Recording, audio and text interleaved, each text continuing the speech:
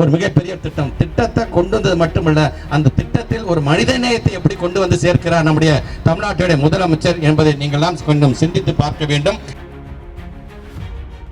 கொண்டாடுங்க. கொண்டாட்டம் என்பது வெறும் கொண்டாட்டமாக இருந்துவிடக்கூடாது, அது கொள்கை கூட்டமாக இருந்துவிட வேண்டும்.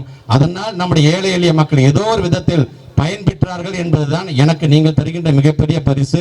அதை காட்டிலும் மிகப்பெரிய பரிசு 2026 மீண்டும் திராவிட முன்னேற்ற கழகம் 7வது முறையாகவும் நம்முடைய முத்துவேல் கருணாநிதி ஸ்டாலின் 2வது முறையாக முதலமைச்சராக பொறுப்பேற்பதுதான் எனக்கு நீங்கள் தருகின்ற மிகப்பெரிய பரிசாக இருக்கும் என்று சொல்லியிருக்கிறார். ஆக அப்படிப்பட்ட நம்முடைய துணை முதலமைச்சர் அவர்கள் தொடர்ந்து பல்லாண்டு காலம் வாழ வேண்டும் என்று உங்களோடு சேர்த்து வாழ்த்துவதற்கு நான் காத்து கொண்டிருக்கின்றேன். அதே மாதிரி குறிப்பாக நம்முடைய துணை முதலமைச்சர் இப்ப ஃபிக்கி என்று சொல்கின்றோம், federation of Indian chamber commerce and industry என்று சொல்கின்றோம் இல்லையா? அந்த ஃபிக்கி என்கின்ற அந்த அமைப்பு என்பது இன்றைக்கு நம்முடைய தமிழ்நாட்டுடைய துணை முதலமைச்சருக்கு இந்தியா ஸ்போர்ட்ஸ் அவார்ட் 2025 அப்படிங்கிற மிகப்பெரிய ஒரு விருதை வழங்கியிருக்கிறார்கள். இது எதற்காக இந்த விருது வழங்கப்பட்டது என்று சொன்னால், இன்றைக்கு தமிழ்நாடுகளுக்கான ஒரு தனியான ஒரு சாம்பியன்ஸ் ஃபவுண்டேஷன் ஒன்று நடத்துகிறாரு. அந்த சாம்பியன் ஃபவுண்டேஷன் என்ன சொல்ல வருகிறது என்று சொன்னால், யாராச்சும் ஏழை எளிய மக்களாக இருக்கிறியா, நீ இளைஞனாக இருக்கின்றியா, நீ எதை பற்றியும் கவலைப்படாத, உனக்கு திறமை இருந்தது என்று சொன்னால் போதும், நீ நேஷனல் லெவலில் போறியா, நீ இன்டர்நேஷனல் லெவலில் போய் விளையாட போறியா, உனக்கான உதவித்தொகையை நான் தருகிறேன் என்று சொல்லி அவங்களுடைய மற்ற மாநிலத்துக்கும் மற்ற வெளிநாடுகளுக்கும் அனுப்பி வைக்கிறார். அதன் மூலமாக இன்றைக்கு நம்முடைய நாட்டிற்கு பெருமை தேடி தருகின்ற அளவிற்கு நிறைய மெடல்ஸ், அது கோல்டு மெடலாக இருந்தாலும் சில்வர் மெடலாக இன்றைக்கு பெற்று வருகிறார்கள் நம்முடைய வீரர்களும் வீராங்கனைகளும். ஆக அதை ஊக்குவிக்கக்கூடிய ஒரு மிகப்பெரிய மாநிலம், முதல் மாநிலம் எதுவென்று சொன்னால் ஒட்டுமொத்த இந்தியாவிலேயே நம்முடைய தமிழ்நாடு தான் என்கின்ற விதத்தில் தான் இன்றைக்கு அப்படிப்பட்ட ஒரு மிகப்பெரிய ஒரு விருதை நம்முடைய துணை முதலமைச்சருக்கு வழங்கி இருக்கிறார்கள். 2 நாளைக்கு முன்பு அவருக்கு பிறந்தநாள் கொண்டாடப்பட்டது. அந்த பிறந்தநாள் கொண்டாடி இருக்கும் பொழுது பல தலைவர்கள் தன்னை வாழ்த்த வரும்பொழுதெல்லாம் அவருடைய எண்ணம் எங்கே இருந்தது என்று சொன்னால், முதல் முறையாக நேஷனல் லெவலில் ஹாக்கி போட்டி நடத்திட்டோம், ஏஷியன் லெவலில் ஹாக்கி போட்டி நம்ம நடத்தி முடிச்சிட்டோம், ஆனால் முதல் முறையாக ஒரு வேர்ல்டு கப் நடத்தக்கூடிய அளவுக்கு நம்முடைய தமிழ்நாட்டை தயார்படுத்தினார் பார்த்தீங்களா? அதற்கான தயாரிப்பு என்று வரும்பொழுது சென்னையிலும் மதுரையிலும் அதற்கான 72 போட்டிகள் நடைபெறுவதற்கு அந்த போட்டிகளுக்கெல்லாம் தயாராக இருக்கிறதா என்பதை தொடர்ந்து தன்னுடைய அலுவலர்களிடம் கேட்டுக்கொண்டே இருந்தார். ஆக ஒரு துறையின் மீது அவர் கொண்டிருக்கின்ற அந்த பாசம் எந்த அளவுக்கு இருக்கிறது என்பதற்காகத்தான் இதை நான் எடுத்து சொல்கின்றேன். குறிப்பாக அரசியல்வாதிகள் என்று வரும்பொழுது அவர்கள் எப்படி பந்தாட வேண்டும், ஆரியவாதிகளாக இருந்து பெண்கள்லாம் படிச்சிடவே கூடாது, வீட்டை விட்டு வெளியிலே வந்துடக்கூடாது என்று நினைக்கும் போது அதை எதிர்த்து அதற்காக குரல் கொடுக்கக்கூடியவர்களாக இன்றைக்கு ஒரு இளைய சமுதாயத்திற்கு எடுத்துக்காட்டாக யார் இருக்கிறார் என்று சொன்னால் நம்முடைய மாண்புமிகு துணை முதலமைச்சர் உயர் திரு உதயநிதி ஸ்டாலின் அவர்கள் தான் இருக்கின்றார்கள். ஒரு காலத்துல அஞ்சரைப்பட்டியில் இருக்கிறது என்னன்னு தெரிஞ்சுக்கிட்டா போதும், பொம்பளை பிள்ளைங்களுக்கு படிப்பெல்லாம் தேவையில்லை என்று சொன்ன பொழுது திராவிட இயக்கம் தான் சொன்னிச்சு, இல்ல ஒட்டுமொத்த சமுதாயத்திலே 50% ஆண்கள் இருக்கிறார்கள் என்று சொன்னால் 50% பெண்கள் இருக்கிறார்கள், 2 பேரும் சேர்ந்து உழைத்தால் ஒரு நாட்டினுடைய பொருளாதாரம் எந்த அளவுக்கு வளர்ச்சி அடையும் என்று சொன்னவர் தந்தை பெரியார் அவர்கள். அதன் பிறகு அதை செயல்முறையாக்கி காட்டியவர் பேரறிஞர் அண்ணா, முத்தமிழர் கலைஞர். இன்றைக்கு ஒத்த உருவாக இருக்கின்ற நம்முடைய முத்துவேல் கருணாநிதி ஸ்டாலின் அவர்களை பொறுத்த வரைக்கும் தொடர்ந்து அதற்கான திட்டங்கள்லாம் எப்படி அவர் வடிவமைத்துக் கொண்டிருக்கின்றார்.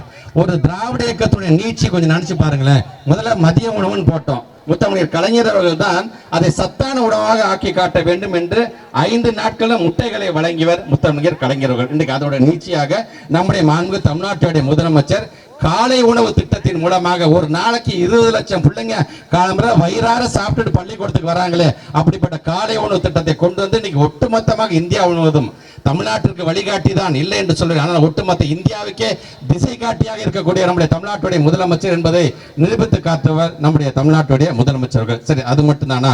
ஒரு காலத்துல சென்னையில மட்டும் டைடல் பார்க்கை கொண்டு வந்தார் முத்தமிழர் கலைஞர். இன்றைக்கு நியோ டைடல் பார்க் என்ற விதத்தில் ஒவ்வொரு மாவட்டத்திலையும் ஒரு டைடல் பார்க்கை கொண்டு வந்து அங்க படிக்கக்கூடிய பிள்ளைகளுக்கெல்லாம் வேலை வாய்ப்பை உருவாக்கி தந்திருக்கின்றார் தமிழ்நாட்டுடைய முதலமைச்சர் அவர்கள். சரி, ஒரு காலத்துல போக்குவரத்து துறை என்று வரும்போது அது அரசுடைமை ஆக்கியது முத்தமிழர் கலைஞர். இன்றைக்கு அதே போக்குவரத்தை விடியல் பயணம் என்ற பெயரில் நம்முடைய பெண்கள்லாம் கட்டணமில்லாமல் பயணம் செய்ய வேண்டும் என்று சொன்னவர் நம்முடைய முத்துவேல் கருணாநிதி ஸ்டாலின் என்கின்ற நம்முடைய மாண்பு முதலமைச்சர் என்பதை நாம் மறந்திருக்க மாட்டோம். சரி, நம்முடைய முத்தமிழர் கலைஞரை பொறுத்த வரைக்கும் பெண்களுக்கு சொத்துல சம உரிமை வழங்க வேண்டும் என்று அன்னைக்கு சொன்னார். அது ஆனா இன்றைக்கு தமிழ்நாட்டுடைய முதலமைச்சர் அதே பெண்களுக்கு மாதம் 1000 ரூபாய் மகளிர் உரிமை தொகை வழங்குவது மட்டுமல்ல, உங்களுடைய வீட்டில் இருக்கின்ற மகளிர் பேர்ல ஒரு நிலத்தை நீங்க பத்திரப்பதிவு செய்யுங்கன்னா உங்களுக்கு 1 விழுக்காடு தள்ளுபடி தருகிறேன் என்று சொன்னவர் நம்ம தமிழ்நாட்டுடைய முதலமைச்சர் என்பதை நீங்கள் மறந்திருக்க கூடாது. சரி, அதுதான் இப்படி என்று சொன்னால், ஒரு காலத்துல பூசாரிகள், கிராமத்து பூசாரிகளுக்கு நலவாரியம் உருவாக்கி தந்தவர் நம்முடைய முத்தமிழர் கலைஞர் என்று சொல்லும் பொழுது, இன்றைக்கு அண்ணன் சேகர்பாபு தலைமையில் இந்து சமய அறநிலையத்துறை ஏறத்தாழ 3000க்கும் மேற்பட்டிருக்கின்ற கோயில்களுக்கு குடமுழுக்கு நடத்தி காட்டியவர் அண்ணன் சேகர்பாபு என்று சொன்னால், அவருக்கு அந்த ஊக்கத்தை வழங்கி கொண்டிருப்பவர் தமிழ்நாட்டுடைய முதலமைச்சர் அப்படிங்கிறத நீங்க மறந்திருக்க மாட்டீங்க. இப்படி ஒவ்வொன்றையும் பார்த்து பார்த்து செய்கின்ற நம்முடைய அன்றைக்கு நம்முடைய முத்தமிழர் கலைஞர் அதுக்கான தொடக்க புள்ளியாக இருந்தார். இன்னும் சொல்ல வேண்டும் என்று சொன்னால், ஏழை எளிய மக்களுக்கும் தரமான மருத்துவம் கிடைக்க வேண்டும் என்கிற விதத்தில் தான் கலைஞர் காப்பீட்டு மருத்துவ காப்பீடு திட்டம் அப்படிங்கிற திட்டத்தை கொண்டு வந்தோம். ஆனால் இன்றைக்கு அதுக்கு அடுத்தபடியாக நம்மை காக்கும் 48 என்கிற விதத்தில் யாராச்சும் விபத்தில் அடிபட்டு போய் கிடந்தாங்கன்னா தயவுசெய்து அதை பார்த்துட்டு வேடிக்கை பார்த்துட்டு போயிடாத, அதை போய் தொட்டோம்னா நமக்கு போலீஸ் கேஸ் வந்துமே தயவுசெய்து நினைக்காத. அப்படி அடிப்பட்ட கடவுள் யாராக இருந்தாலும் சரி, வெளி மாநிலத்தை சார்ந்தவர்களாக இருந்தாலும் வெளிநாட்டை சார்ந்தவர்களாக இருந்தாலும் சரி, அவங்க போய் நீ ஆஸ்பத்திரியில் போய் நீ சேர்த்தினா சேர்த்த உனக்கு நான் 5000 ரூபாய் தரேன். யார் அடிபட்டு இருக்காங்க அவங்களுக்கு முதல் 48 மணி நேரம் 2 லட்சம் ரூபாய் மதிப்பிலான அந்த சிகிச்சையை இந்த அரசாங்கமே ஏற்றுக்கொள்ளும் என்கின்ற ஒரு மிகப்பெரிய திட்டத்தை கொண்டு வந்தது மட்டுமல்ல, அந்த திட்டத்தில் ஒரு மனித நேயத்தை எப்படி கொண்டு வந்து சேர்க்கிறார் நம்முடைய தமிழ்நாட்டுடைய முதலமைச்சர் என்பதை நீங்கள்லாம் கொஞ்சம் சிந்தித்து பார்க்க வேண்டும். ஆனால் அதான் சொல்கிறேன், இப்படிப்பட்ட ஒரு ஆட்சி இன்னைக்கு ஒட்டுமொத்தமாக தமிழ்நாடு இல்லை, இந்தியா இல்லை, ஒட்டுமொத்த உலகமே பின்பற்றக்கூடிய பல்வேறு திட்டத்தை கொண்டு வந்து கொண்டிருக்கின்ற இந்த ஆட்சி தொடர வேண்டும் என்பதற்காகத்தான் தொடர்ந்து இன்றைக்கு அண்ணன் ராசா போன்றவர்களாம் பட்டி தொட்டியெல்லாம் சென்று நம்முடைய மக்களுக்கான விழிப்புணர்வு இன்னைக்கு ஏற்படுத்தி கொண்டிருக்கின்றார்கள். ஆக அந்த விதத்தில் தான் இன்றைக்கு கிழக்கு மாவட்டத்தின் சார்பாக இந்த கொட்டுகின்ற முனையிலும் எங்களுடைய கருத்துக்களை கேட்க வருகை தந்திருக்க நீங்கள் ஏதோ வந்தோம், உதயநிதி ஸ்டாலின் என்கின்றவருடைய பிறந்தநாளை கொண்டாடினோம், நமக்கென்று நாம் பயனாளிகளாக வந்தோம், வீட்டுக்கு போனோம் என்று இல்லாமல் எப்படிப்பட்ட ஒரு திட்டங்கள் எல்லாம் இந்த அரசாங்கம் கொண்டு வருகிறது என்பதை வீட்டில் இருக்கிற நம்மளுடைய பெற்றவங்கள்ட்ட தயவுசெய்து கொஞ்சம் பேசி பாருங்க. நீங்க நம்மளுடைய உற்றார் உறவினரிடம் எடுத்து சொல்லுங்க, பெண்கள் சார்ந்து எத்தனை திட்டங்களை நம்முடைய தமிழ்நாட்டு முதலமைச்சர் கொண்டு வந்திருக்கிறார். பொருளாதாரம் என்று வரும்பொழுது ஒட்டுமொத்த இந்தியாவிலே 2 இலக்கை இன்னைக்கு நம்ம தொட்டு இருக்கிறோம் என்று சொன்னால் அதற்கு காரணம் நம்முடைய தமிழ்நாட்டு முதலமைச்சருடைய நிர்வாக திறமை என்பதை நீங்கள் மறந்துவிடக் கூடாது. செய்திகளை உடனுக்குடன் தெரிந்து கொள்ள கீழ்கண்ட கேபிள் மற்றும் டிடிஹெச் நெட்வொர்க்குகளில் எம்நாடு செய்தி தொலைக்காட்சியை காணுங்கள். பாதகம் செய்பவரை கண்டால் நாம் பயம் கொள்ளலாகாது பாப்பா.